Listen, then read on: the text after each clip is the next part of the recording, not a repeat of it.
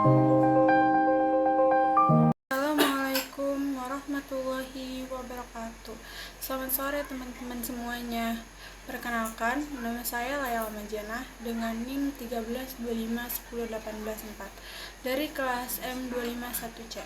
Pada kesempatan kali ini, saya akan membahas materi UTS Pendidikan Kewarganegaraan dengan tema harmoni hak dan kewajiban warga negara.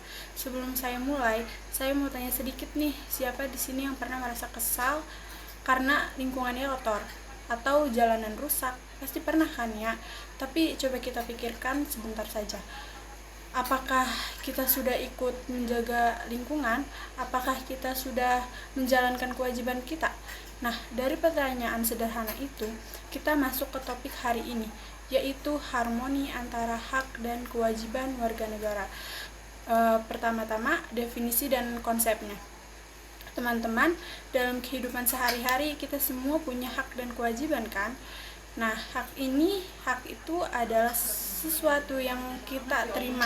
Misalnya, hak mendapatkan pendidikan, hak mendapatkan perlindungan, hak menyampaikan pendapat. Sedangkan kewajiban adalah sesuatu yang harus kita lakukan. Seperti menaati aturan, menjaga kebersihan, menghormati orang lain. Yang jadi masalah bukan di hak atau kewajiban, tetapi di keseimbangannya. Idealnya kita menjalankan kewajiban dulu nih, baru menuntut hak.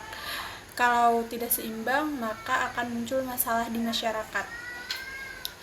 Yang kedua, contoh nyatanya. Sekarang kita lihat contoh yang dekat dengan kehidupan kita sehari-hari, misalnya di lingkungan kampus. Kita semua punya hak untuk belajar dengan nyaman kan? Kelas bersih, fasilitas lengkap, suasana kondusif. Tapi di sisi lain, kita juga punya kewajiban datang tepat waktu, tidak membuat keributan, menjaga kebersihan kelas. Kalau salah satu tidak dijalankan, otomatis kenyamanan itu hilang kan? Contoh lain nih, di masyarakat. Semua orang ingin lingkungannya itu bersih, tapi masih banyak yang buang sampah sembarangan. Artinya hak ingin lingkungan bersih ada, tetapi kewajiban menjaga lingkungan belum dijalankan. Yang ketiga, permasalahan nyatanya. Nah, ini bagian yang paling penting. Permasalahan yang sering terjadi adalah orang lebih fokus menuntut hak daripada menjalankan kewajibannya kan.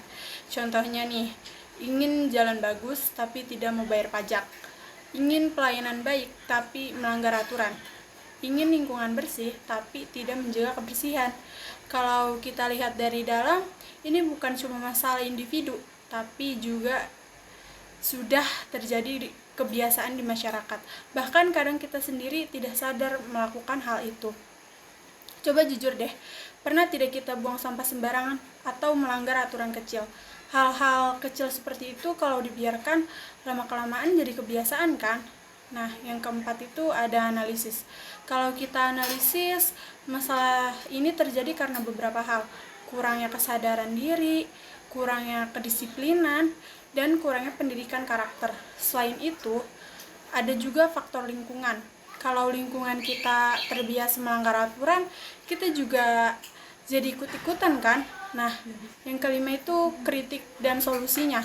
Menurut saya, selama kita terlalu fokus pada hak, tapi lupa bahwa hak itu sebenarnya hasil dari kewajiban. Kalau kewajiban tidak dijalankan, maka hak juga tidak akan berjalan dengan baik. Solusinya itu mulai dari diri sendiri nih, disiplin dalam hal kecil, meningkatkan kesadaran sebagai warga negara. Coba contoh sederhana, buang sampah pada tempatnya, taat aturan lalu lintas, menghargai orang lain. Hal-hal kecil seperti ini kelihatannya sepele kan, tapi kalau dilakukan bersama-sama dampaknya besar. Nah, yang terakhir itu penutupan. Sebagai penutup, harmoni antara hak dan kewajiban itu sangat penting untuk menciptakan kehidupan yang tertib dan harmonis.